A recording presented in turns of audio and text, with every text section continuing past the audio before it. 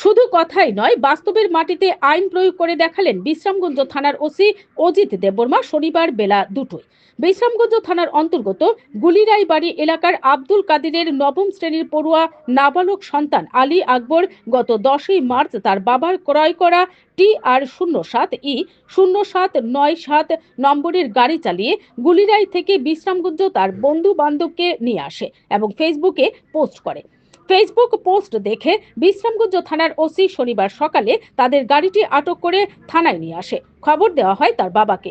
আব্দুল কাদির থেকে motor vehicle act 199 AM V act 1988 ধারা অনুযায়ী 25,000 টাকা ফাইন আদায় করে নাবালক ছেলের বাবা থানায় স্বীকারোক্তি দিয়ে গিয়েছে আর কোনোদিন তার সন্তানকে গাড়ি চালাতে দেবেন না। বিশ্রামগঞ্জ থানার ওসি সংবাদ মাধ্যমে কঠোর বার্তা দিয়ে বলেছেন, তার থানা এলাকার কোনো অভিভাবক যাতে তাদের নাবালক সন্তানদের স্কুটি, বাইক অথবা গাড়ি চালাতে না দেয়, তাহলে তাদের কাছ থেকেও 25,000 টাকা ফাইন মানি আদায় করা হবে। নাবালক সন্তানদের প্রাণ রক্ষার্থে আইন রয়েছে। কোনো নাবালক সন্তান গাড়ি, বাইক অথবা স্কুটি চালালে 25,000 টাকা ফাইন মানি দিতে হবে। বিশ্রামগঞ্জ থানার ওসি বাস্তবের মাটিতে আইন প্রমাণ করে দেখালেন। এই ঘটনায় ওসির প্রশংসা করেছে গোটা বিশ্রামগঞ্জ এলাকার নাগরিকরা। Bureau report, BTV Tripura news.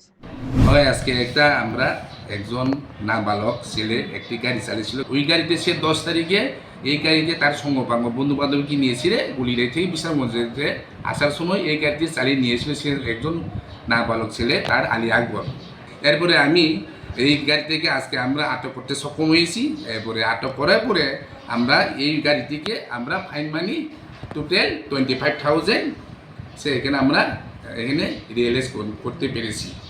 আমি প্রথম বার্তা দিতে চাই আমাদের বিশ্রামগঞ্জ থানার যে গার্জেনদেরকে, যাতে মা বাবা যদি তারা কোনোদিন তার ছেলে মেয়েদেরকে কোনোদিন বাইক গাড়ি স্কুটি যাতে নাবালক ছেলেদেরকে যাতে চালাতে যাতে না দেয়, আর যদি চালান 25,000 তাদেরকে ফাইন তারা দেওয়া হবে।